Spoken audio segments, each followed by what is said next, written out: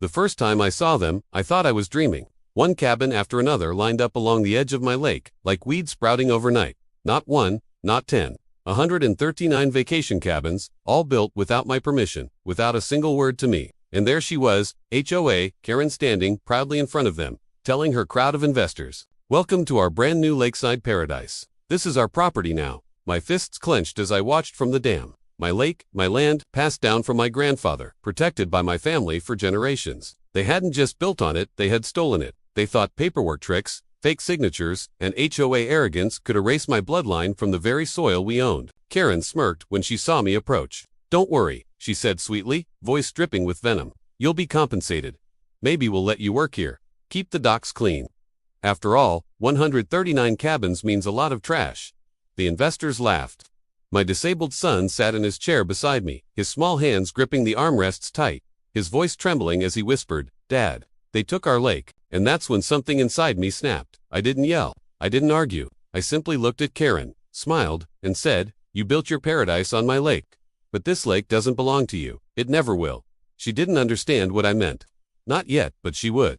That night, while the cabins buzzed with parties, music, and the stench of stolen glory, I walked quietly up to the dam gates. My father had taught me how to control them when I was barely a teenager, how the flow of water could save the valley or destroy it. Karen had forgotten one simple truth.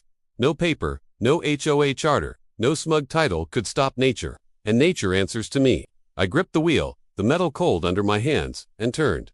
At first, just a hiss, then a groan, then a roar. The gates opened, and the lake responded like a beast set free. Water thundered down, rushing with a fury that shook the earth itself.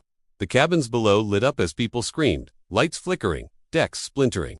Karen ran out onto the dock, waving her arms, shrieking orders no one could hear over the roar. "Stop it! Somebody stop it!" But there was no stopping it now. One by one, her precious cabins collapsed like matchsticks, swallowed by the very water she thought she could own. The investors scrambled, their luxury cars swept away, their designer shoes sinking into mud. The lake took everything: wood, glass, greed. It erased the scars they carved into my land. And all the while, I stood tall at the dam, my son beside me, his wide eyes reflecting the flood. When the waters calmed hours later, nothing remained but shattered wood floating aimlessly. The cabins were gone. The vacation paradise was drowned, buried under the weight of nature's justice. Karen collapsed in the mud, mascara streaked, screaming at me from below. "You'll pay for this. You'll pay for everything." I looked down, my voice steady as steel. "No, Karen, you built on what wasn't yours, and nature just collected the debt." News spread like wildfire. Videos of the flood went viral, neighbors had recorded everything.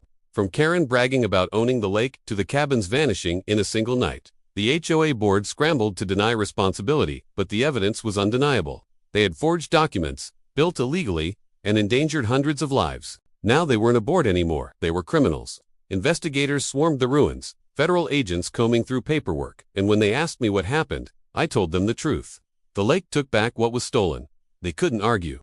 They saw the proof in Karen's lies, in her fake deeds, in the broken cabins that never should have existed. Karen lost everything. Her position, her wealth, her reputation gone. She went from the queen of 139 cabins to a woman facing decades in prison for fraud, forgery, and reckless endangerment. Her investors sued her. The HOA collapsed, and she became a national headline. HOA president builds cabins on stolen lake, loses all to flood. But for me and my son, we walked the shoreline days later, the air fresh, the water calm, the land ours again. He looked up at me, a small smile tugging at his lips. "Dad, the lake is free." I knelt beside him, rested a hand on his shoulder, and whispered, "It always was, son, and it always will be." Karen thought she could steal 139 cabins worth of dreams from us. But she forgot one thing. You can fight a man and maybe win. You can cheat a system and maybe get away with it. But you can never conquer nature. And when I dropped those damn gates, nature answered louder than any gavel.